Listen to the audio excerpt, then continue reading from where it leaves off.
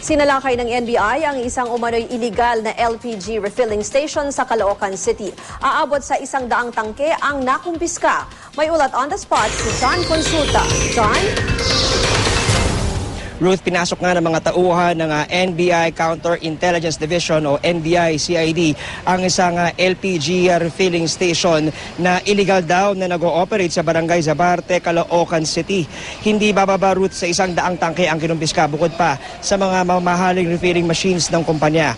Arestado din ang cashier ng kumpanya na iginit na kumpleto raw sila ng papeles at wala raw siyang alam na ginagawang mali.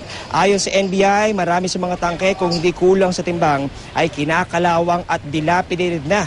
Kung kaya't bukod daw sa harapang panloloko ay lubhang peligroso raw ang pagbebenta ng mga nasabing produkto.